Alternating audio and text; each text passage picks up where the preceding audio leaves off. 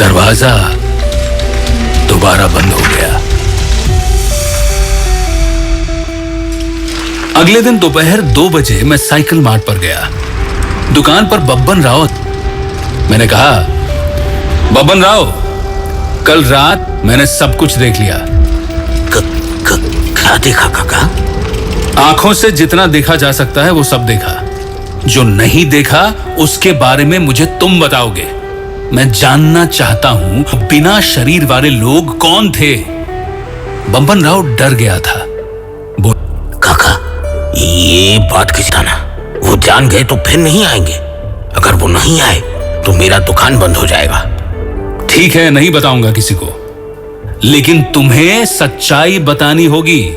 बब्बन राव कुछ देर सिर झुकाए खड़ा रहा, फिर बोला, आज रात धोने के बाद आना, उसी समय बताऊंगा। उस रात बब्बन राव की बंद दुकान के भीतर बैठकर मैंने बब्बन राव की कहानी सुनी। उस कहानी में हैरान करने वाला कुछ भी नया नहीं था। समय समय पर ऐसी घटना कितनी बार हुई है। बब्बन राव ने शुरू किया। 2 साल पहले की बात है। तब मैंने नई नई दुकान खोली थी। साइकिल की दुकान के लिए यह जगह बहुत अच्छी है। यही एसबी कॉलेज है। बहुत से लड़के लड़कियां वहां पढ़ते हैं। ज्यादातर वो लोग ही किराए पर साइकिल लेकर मेरी दुकान चालू रखे हुए थे। इतना कहकर बब्बन राव चुप हो गया। कान करके उसने पता नहीं क्या कुछ सुनने की कोशिश की, फिर बोला, जरा बैठो, मैं अभी आ रहा हूं। दरवाजा खोलकर उसने 2 साइकिलें निकाली और उन्हें बाहर रख दिया। एक साइकिल लड़कियों का था और दूसरी लड़कों का। बाहर तब रात गहरी हो चुकी थी। वो लौट आया। उसकी पत्नी 2 कप गर्म चाय लेकर आई। एक कप को मेरी ओर ठेलकर दूसरा अपने हाथों में लेकर बब्बन राव ने फिर कहना शुरू किया। एसपी कॉलेज में एक लड़का पढ़ता था। नाम था मधुकर। किसी ऊंची क्लास में पढ़ता था। मैंने जब देखा उस समय उसकी उम्र 21 रही होगी। क्या शक्ल सूरत थी। लंबा छरहरा बदन, लाल टकटक रंग। मराठियों में ऐसी कदकाठी नहीं दिखती जैसे मोर पर सवार हुए कार्तिक हो। बहुत बढ़िया क्रिकेट खेलता था।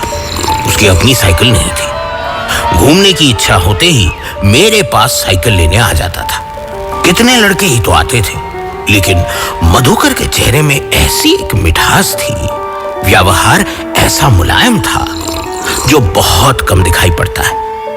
किसी बड़े घर का लड़का था, चित्पावन ब्राह्मण, लेकिन अहंकार उसमें लेश मात्र नहीं था। एक दिन मधुकर के साथ एक लड़की आई। शायद स्कूल पास करके अभी अभी उसने कॉलेज में एडमिशन लिया होगा। छोटी मोटी कदकाठी की वो लड़की देखने में मधुकर जैसी खूबसूरत तो नहीं थी, लेकिन चेहरा बहुत प्यारा था। नाम था मालती। उस दिन मधुकर और मालती 2 साइकिल लेकर चले गए। यहां लड़कियों के लिए बहुत ज्यादा रोक टोक या पर्देदारी नहीं है। उत्तर भारत की उस म्लेच्छ बर्बरता को मराठों ने कभी नहीं माना। हमारे लड़के लड़कियां एक साथ खेलते कूदते हैं, पढ़ाई करते हैं। नजर मिलते ही वो प्रेम में नहीं पड़ते, लेकिन जब सचमुच प्रेम में पड़ते हैं तो माँ बाप को बताते हैं। वे लोग ही उनकी शादी करते हैं। किसी लड़के लड़की को साथ घूमते देखकर कोई कुछ नहीं कहता, कोई टीका टिप्पणी तक नहीं करता। जो भी हो, मधु और मालती बीच बीच में आते थे, साइकिल लेकर चले जाते थे। दूसरे लड़के लड़कियां भी आते। आसपास कई खुली जगह थी। जहां भी थोड़ी सी हरी घास मिलती, वो लोग बैठकर बातचीत करते दिख जाते। बब्बन राव चुप हो गया। एक बार फिर उसने कान खड़े करके कुछ सुना, फिर फुसफुसा कर बोला, वो साइकिल लेकर चले गए। मुझे कौतूहल हुआ। दरवाजा खोलकर बाहर का साइकिलें सचमुच गायब हो चुकी थी। लौटकर बैठा तो बब्बन राव ने फिर कहना शुरू किया। तो सुनो, एक दिन दूसरे 2 लड़कों की बातचीत मेरे कानों में पड़ी। उससे मैंने जो समझा, उससे मुझे आशंका हुई। मालती भी किसी अभिजात घराने से थी, लेकिन दोनों खानदानों में कांटे की दुश्मनी थी। ये दुश्मनी आज की नहीं, पेशवा के जमाने से चली आ रही है। उस समय तो बाजार हाट में दोनों खानदान के किसी सदस्य का आमना सामना होते ही तलवार भाले निकल जाते थे। अब दोनों पक्ष के लोग सिर्फ मुंह फेर कर चले जाते। वो अगर जानते कि मधुकर और मालती साइकिल पर बैठकर एक साथ घूमने जाते हैं तो सोचो कैसा कांड होता। हुआ भी ऐसा ही। कुछ दिनों बाद देखा मधु और मालती बड़े सतर्क दिखते थे। अब दोनों एक साथ नहीं जाते। मधु शाम को आकर 2 साइकिल ले जाता था। मालती शायद कहीं पास के किसी इंतजार करती थी।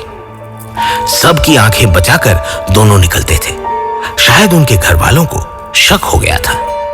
एक दिन वो दोनों रात 8:30 बजे साइकिल लौटाने आए। दोनों के चेहरे खुशी से खिले हुए थे। मालती ने एक बार मधुकर की ओर देखा। उसकी वो आंखें देखकर मैं समझ गया, ये सिर्फ 2 लड़के लड़कियों का सहज दोस्ती नहीं है। मालती के दिल में मधु भर गया है। उन दोनों का वो चेहरा देखकर पता नहीं क्यों मन में एक खुशी समा गई। मैं क्या जानता था वो खुशी मुझे इतनी तकलीफ दे जाएगी। काका, मेरी उम्र हो गई है। प्रेम मोहब्बत के किस्से मैंने बहुत देखे। 2 लड़के लड़कियां आपस में मिलते हैं, कुछ दिन मेल मुलाकात का दौर चला, पता चला शादी किसी भी तरह ही हो सकती।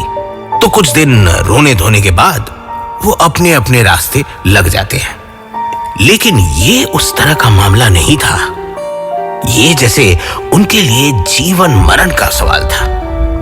मधु और मालती मर जाएंगे लेकिन एक दूसरे से अलग नहीं होंगे।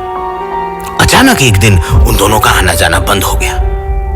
मैंने कई दिनों तक किसी को नहीं देखा।